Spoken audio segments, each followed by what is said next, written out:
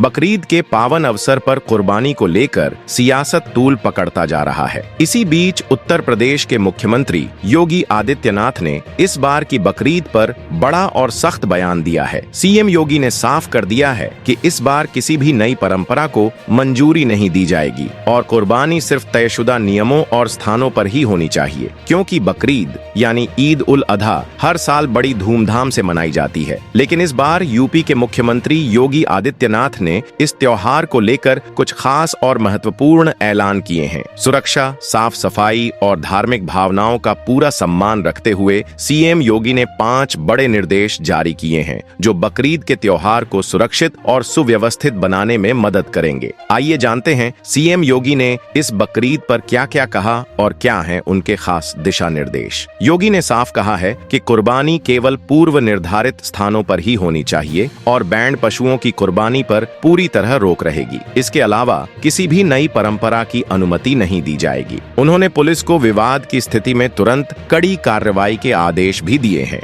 महाराष्ट्र में बकरी ईद को लेकर एक बार फिर सियासी हलचल तेज हो गई है। मुख्यमंत्री देवेंद्र फडणवीस सुरक्षा व्यवस्था को लेकर अधिकारियों के साथ बैठक में व्यस्त हैं। वहीं बीजेपी के नेता नीतेश राणे ने मुस्लिम समुदाय से अपील की है कि वे इस बार बकरी ईद वर्चुअल तरीके से मनाएं। राणे ने कहा, अगर हिंदू त्योहार वर्चुअल मनाए जा सकते हैं तो बकरी ईद क्यों नहीं। इसके साथ ही उन्होंने कड़ा संदेश भी दिया कि अगर किसी सोसाइटी में जबरदस्ती बकरे काटे गए तो महाराष्ट्र की हिंदुत्व सरकार इसे बर्दाश्त नहीं करेगी। राणे ने धमकी देते हुए कहा, यह किसी के अब्बा का लाहौर नहीं, यह हमारा हिंदू राष्ट्र है। इस बयान के बाद सियासी विवाद और भी बढ़ गया है। राणे ने यह भी सवाल उठाया कि वे सभी पशु प्रेमी कहां हैं जो हिंदुओं को सलाह देते रहते हैं। उनका मानना है कि अगर मुस्लिम समाज भी सर्वधर्म संभाव का सम्मान करे और तय नियमों का पालन करे तो समाज में सकारात्मक बदलाव आ सकता है। उन्होंने जोर देकर कहा कि जैसे हिंदू त्योहारों पर कड़े नियम होते हैं, वैसे ही बकरी ईद के दौरान भी नियमों का सख्ती से पालन होना चाहिए। राणे ने यह भी कहा कि जब भी हिंदुओं पर कोई नियम लगाए जाते हैं, जैसे ड्राई होली मनाना या रंग का उपयोग न करना, तो वे पूरी ईमानदारी से उसका सम्मान करते हैं और मुस्लिम समाज से भी यही उम्मीद की जानी चाहिए। पटाखे 10 बजे के बाद मत बजाओ,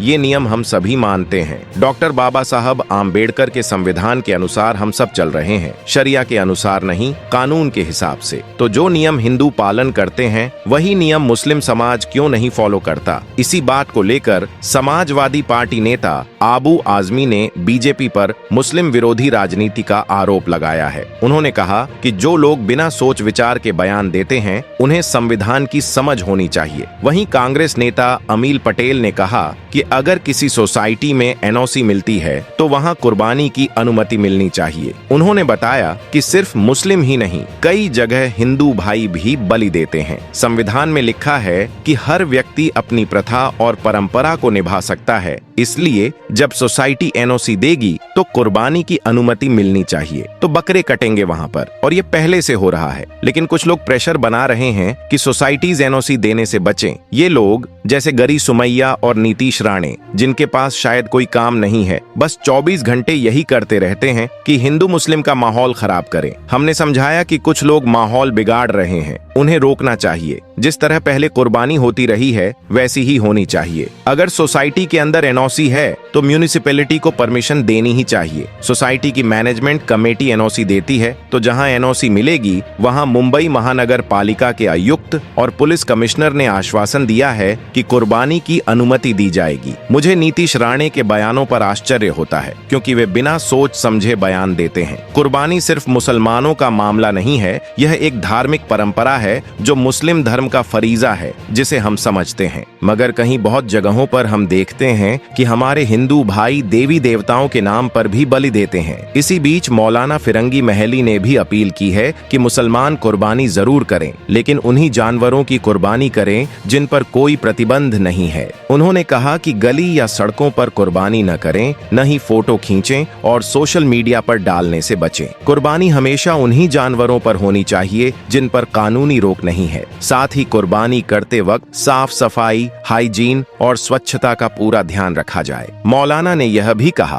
कि कुर्बानी किसी सार्वजनिक जगह पर न हो, बल्कि केवल पहले से निर्धारित जगहों पर ही होनी चाहिए। वहीं धर्मगुरु नंदन ठाकुर ने बकरीद पर चल रहे विवाद को लेकर हिंदू धर्म का पक्ष रखते हुए कहा कि मंदिरों में भी जीव को सिंदूर लगाकर छूट देने से बलि पूरी हो जाती है। हमारे यहाँ मंदिरों में बलि का एक निश्चित स्थान होता है और घरों में जीव हत्या नहीं होती। उन्होंने बताया कि बकरी ईद को लेकर काफी चर्चा हो रही है और कुछ लोग बिना समझे आरोप लगा रहे हैं कि हमारे यहाँ भी बलि होती है, जो गलत है। नंदन ठाकुर ने बताया कि हमारे धर्म में बलि का विधान बिल्कुल अलग है। हमारे यहाँ भगवान को भाव का भूखा कहा गया है। हमारे यहाँ नारियल, सीताफल या किसी भी वस्तु को आकार देकर उसकी बलि चढ़ा दी जाती है, उसे भी बलि माना जाता है। मंदिरों में भी जीवित बकरे पाए जाते हैं, जैसे कामा देवी और पशुपतिनाथ के मंदिरों में, जहाँ लोग मन्नत पूरी होने पर बकरा लेकर आते हैं, लेकिन उसे काटा नहीं जाता। कई लोग बलि चढ़ाते भी हैं, लेकिन उनका एक निश्चित स्थान होता है और वह जगह मंदिर होती है। घरों में जीव हत्या नहीं होती। अगर आपको वीडियो अच्छी लगी हो तो इस वीडियो को ज्यादा से ज्यादा शेयर करें, लाइक करें, कमेंट करें और अगर आप इस आवाज का हिस्सा बनना चाहते हैं तो चैनल को सब्सक्राइब जरूर करें, क्योंकि ये सिर्फ एक खबर नहीं, ये हम सबके स्वाभिमान का सवाल है।